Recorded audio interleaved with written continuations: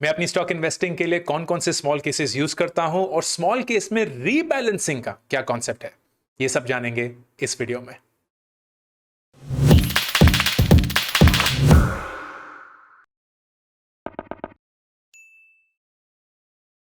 दोस्तों, मैंने small case के बारे में काफी बात करी है अपने वीडियोस में। मैं अपनी इक्विटी इन्वेस्टिंग सिर्फ स्मॉल केस से करता हूं, जो कि पोर्टफोलियो इन्वेस्टिंग होती है। अगर डायरेक्ट स्टॉक्स खरीदने होते हैं तो वो मैं अपने डीमैट अकाउंट ज़ीरोधा से खरीदता हूं, लेकिन फॉर ऑल पोर्टफोलियो इन्वेस्टिंग, मतलब a group of stocks bought together, मैं स्मॉल केस यूज करता हूं। सबसे बड़ा अंतर स्मॉल केस और म्यूचुअल फंड में ये है कि म्यूचुअल फंड में आप यूनिट्स खरीदते, पूरा कंट्रोल एक म्यूचुअल फंड मैनेजर को दे देते हैं। तो वो कब खरीदते हैं, क्या खरीदते हैं, कब बेचते हैं, क्यों बेचते हैं, वो सारे डिसीजंस लेते हैं and you never get to know of it, which may be great for some people. लेकिन मेरे लिए इट डजंट वर्क, क्योंकि मैं चाहता हूं कि ये सारे स्टॉक्स मेरे डीमैट अकाउंट में हो और मेरे को 100% हमेशा विजिबिलिटी मिले कि क्या खरीदा जा रहा है, क्या बेचा जा रहा है, कितनी क्वांटिटी में और क्यों। इसके लिए मैं स्मॉल केस में इन्वेस्ट करता हूं। ऑफ कोर्स उसका जो रिटर्न है it is far far far greater than what mutual funds give me, लेकिन वो स्पेसिफिक है मेरे स्मॉल केसेस के लिए। इस वीडियो में मैं वो दो स्मॉल केसेस के बारे में बात करूंगा जो मैं पर्सनली यूज करता हूं, और उसके तहत तीन चीजें डिस्कस करेंगे। सबसे पहला, subscription to the small cases. दूसरा, buying the small case the first time. और तीसरा, एक बहुत ही इंटरेस्टिंग और थोड़ा सा इंटिमिडेटिंग कॉन्सेप्ट ऑफ रीबैलेंसिंग, जो कि स्मॉल केस में बहुत जरूरी होता है। तो जो दो स्मॉल केसेस हैं जो मैं यूज करता हूं, उनका नाम है कैपिटल माइंड मोमेंटम और वीकेंड इन्वेस्टिंग मोमेंटम। ये दोनों में मोमेंटम कॉमन है। Momentum is basically a investing strategy, जहां जो स्टॉक्स तेजी से बढ़ रहे होते हैं और अपने पीक पे जा रहे होते हैं, इट इज सीन कि वो थोड़ा और बढ़ते रहते हैं बिफोर दे स्टार्ट फॉलोइंग। तो एक मोमेंटम होता है और उसी मोमेंटम पे ये बेट लिए जाते हैं ऑफ बाइंग इनटू दो स्टॉक्स। इसका मतलब ये भी है कि ये एक बहुत ही डायनेमिक सा पोर्टफोलियो होगा। इसका मतलब अगर आपने फर्ज करिए 10 स्टॉक लिए जो बढ़ रहे हैं, तो इट्स क्वाइट लाइकली कि एक दो हफ्ते के अंदर ही उस 10 में से कुछ स्टॉक्स गिरना शुरू हो गए हैं। So you will have to then sell them and buy another set of stocks जो बढ़ रहे होंगे।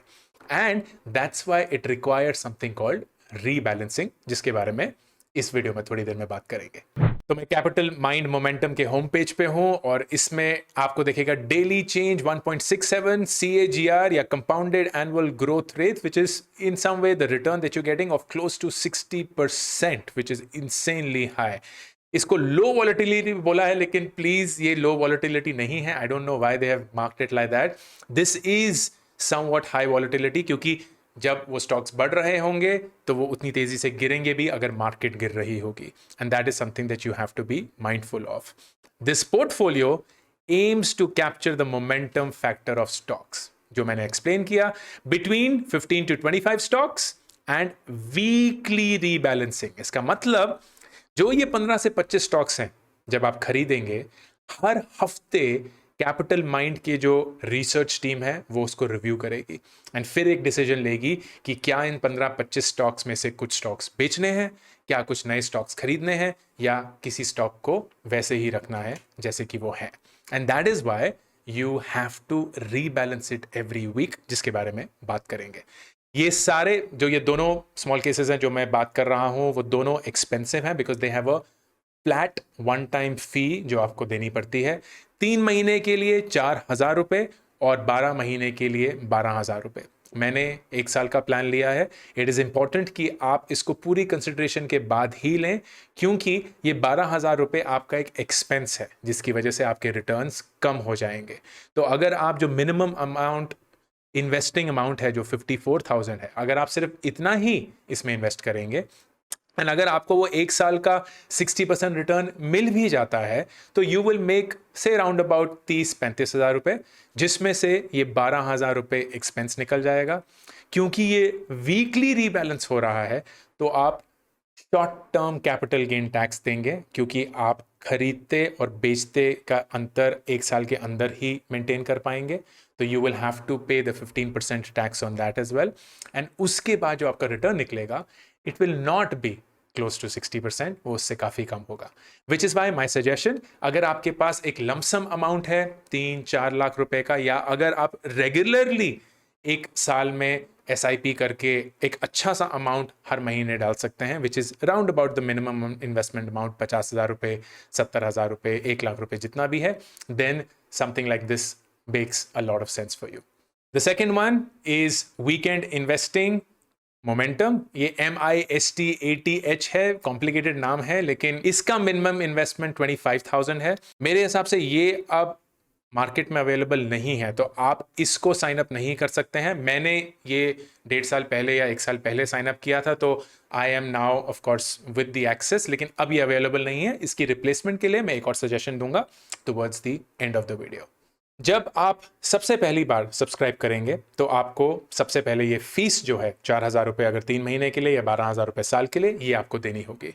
आपके पास ये चॉइस होगा कि ये जो फीस है ये आप ऑटोमेटिकली डिडक्ट करवा सकते हैं जब रिन्यूअल पीरियड आएगा। इसके लिए आपका आधार नंबर ज़रूरी होगा linked with your mobile phone, क्योंकि उससे ई मैंडेट इशू होगा between your bank and this small case. अगर आप सिर्फ एक ही बार पेमेंट करना चाहते हैं तो वो भी कर सकते हैं, and that is absolutely fine. जब रिन्यूअल पीरियड का टाइम आएगा तो ये रिमाइंड करा देंगे and you can pay again to continue the subscription. Subscribe करने के बाद आप पहला अपना इन्वेस्टमेंट करेंगे which can be equal to the minimum amount due, या मिनिमम इन्वेस्टमेंट अमाउंट जो होगा 54,000 for Capitalmind, 25,000 for weekend investing, and आप उसके अराउंड एक नंबर भी चूज कर सकते हैं। तो 54,000 को आप 1 लाख बना सकते हैं, 1.5 लाख बना सकते हैं, 2 लाख बना सकते हैं, व्हाटएवर। यूजुअली मल्टीपल्स में आप करेंगे तो you will get closest to the weight possible. जब आप ये सब्सक्राइब कर लेंगे, जैसे मैंने बताया, हर हफ्ते जो ये पोर्टफोलियो आपने खरीदा होगा वो रिव्यू होगा। तो they will be a fund expert, capital mind की टीम होगी या वीकेंड इन्वेस्टिंग की टीम होगी, और वो उसको रिव्यू करेंगे एंड अपना रिटर्न्स मेंटेन करने के लिए वो ये डिसीजन लेंगे कि जो हमने स्टॉक्स पहले पिछले हफ्ते लिए थे उनमें से कौन से कंटिन्यू करने हैं, कौन से बेच के कौन से नए लेने हैं, and that entire process is called rebalancing. ये थोड़ा सा कॉम्प्लिकेटेड सा प्रोसेस लगता है शुरू में, लेकिन once you get used to it because a normal affair, हर मंडे को एक ईमेल आती है आपके पास कि आपको रीबैलेंस करना है या नहीं करना है। अगर करना होगा तो you log in and you do that. I will explain how this works. तो आप स्क्रीन पे देख रहे हैं मेरे पास 2 रीबैलेंस के अपडेट्स हैं, ये वीकेंड इन्वेस्टिंग का और ये कैपिटल माइंड का। तो कैपिटल माइंड से शुरू करते हैं। When you click on rebalance तो वो बेसिकली आपको एक पूरा अपडेट देता है कि क्या हुआ है। Let's review the update. तो वो ये बेसिकली बोल रहा है कि आप 10 स्टॉक खरीद रहे हैं। तो अपोलो के हमारे पास 21 हैं और आप एक और स्टॉक खरीद रहे हैं। बलरामपुर चीनी के 74 हैं, आप 6 और खरीद रहे हैं। ये इसके प्राइसेस हैं, so on and so fourth. आप 4 स्टॉक बेच रहे हैं। तो सेंट्रल डिपॉजिटरी सर्विसेज CDSL के आप -1 स्टॉक बेच रहे हैं। टाटा केमिकल्स के आप पूरे के पूरे 38 जो स्टॉक्स हैं वो बेच रहे हैं, और 5 स्टॉक्स हैं जो अनचेंज्ड है, अदानी हो गया, दीपक वगैरह वगैरह। तो दिस बेसिकली टेल्स यू कि आप कुछ बेच रहे हैं, कुछ खरीद रहे हैं। And once you confirm the update आपको ये पता चलता है, this is an important thing, you will invest 1187.85 and you hover on that, it will say due to changing stock prices actual amount में बी डिफरेंट, क्योंकि जब ये order place होगा उस समय पे जो भी स्टॉक प्राइस होगा उसी पॉइंट पे। बट आप बेसिकली 56,000 के स्टॉक्स बेच रहे हैं और 57,000 के स्टॉक्स खरीद रहे हैं। As per new margin requirements, you can only use 80% of your sell value right now. The balance 20% can be used after one trading day. बहुत जरूरी ये समझना है, because this is what scares people a lot. Basically ये बोल रहा है कि जो आपकी सेल वैल्यू है 56,000 की, उसमें से आप सिर्फ 80% आज ही यूज कर सकते हैं, और एक दिन बाद मतलब कल आप पूरा अमाउंट यूज कर पाएंगे।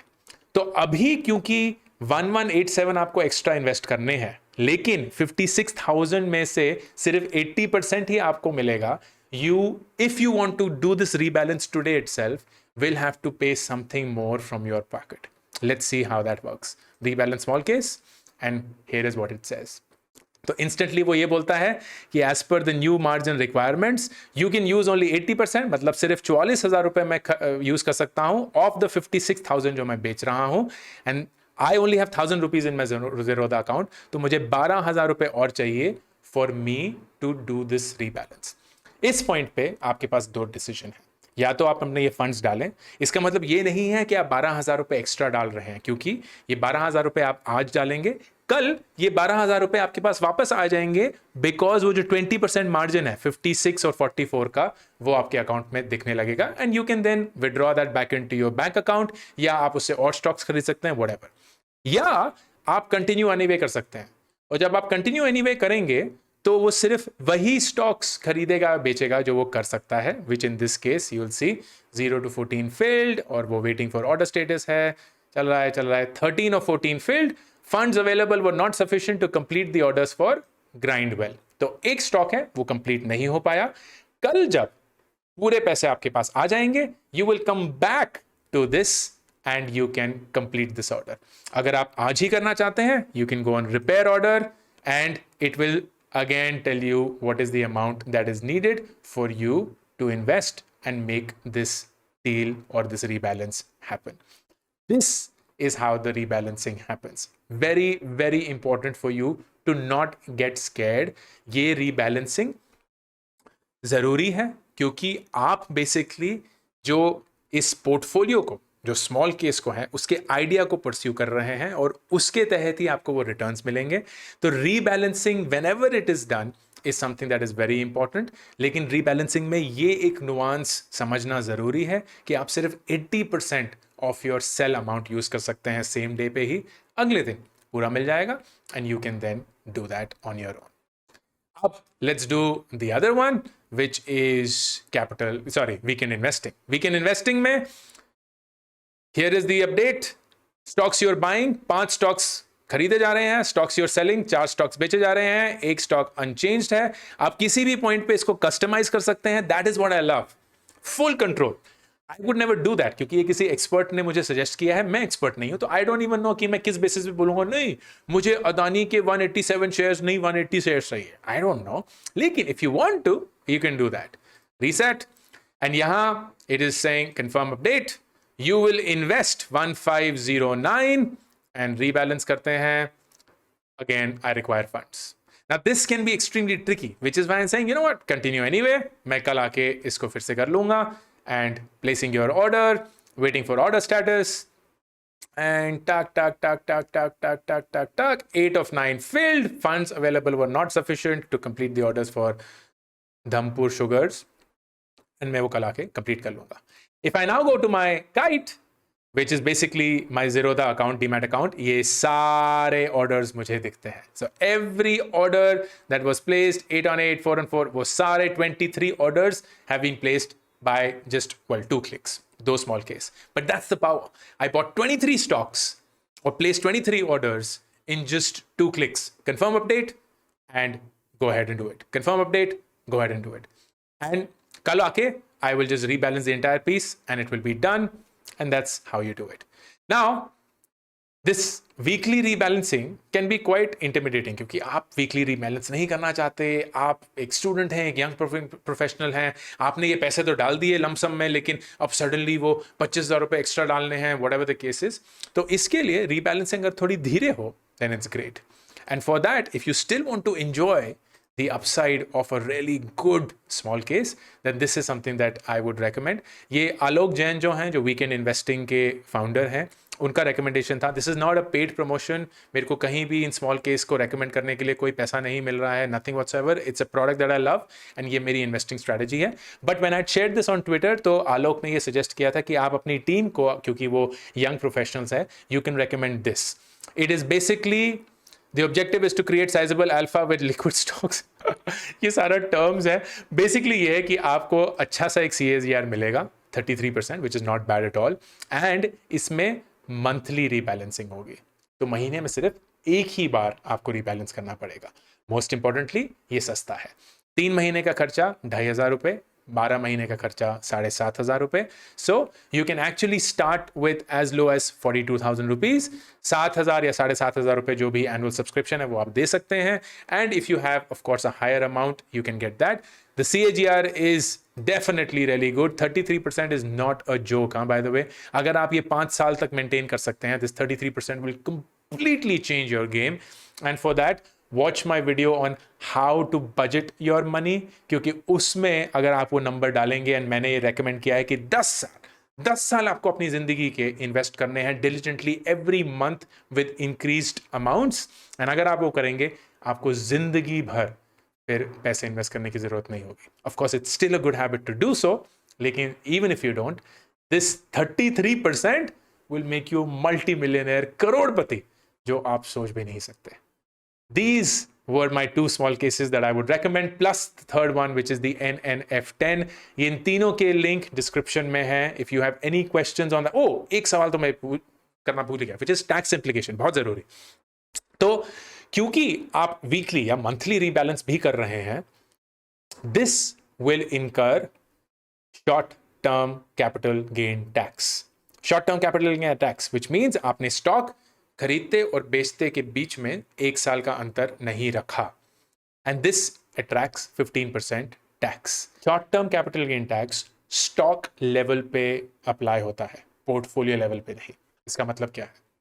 If you have bought let's say 10 stocks, and 10 stocks का आपको सब कुछ कर करा के साल के एंड में फर्ज करिए 50,000 रुपए प्रॉफिट हुआ है, तो आपका short term capital gain tax 15% of 50,000 नहीं होगा, because this is your portfolio return, and short term capital gain tax portfolio पे नहीं, stocks पे apply होता है, which means जो भी आपने उस 1 साल के अंदर stocks खरीदे और बेचे, उनका individual profit will be taxed at 15%, ना कि portfolio का. तो कुछ नीचे गए होंगे जिस पे आपको टैक्स नहीं देना होगा, कुछ ऊपर गए होंगे उनको आप पे टैक्स देना होगा 15% का.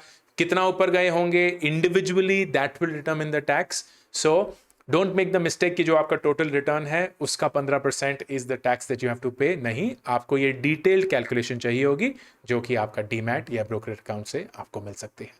I hope this was useful. I hope you continue smart investing, and I hope you consider small case, which is what I use. Ankur Warikoo signing off. अभी के अभी इस चैनल को सब्सक्राइब करिए ताकि अगर कोई भी नया वीडियो आए आपको उसके बारे में पता चले.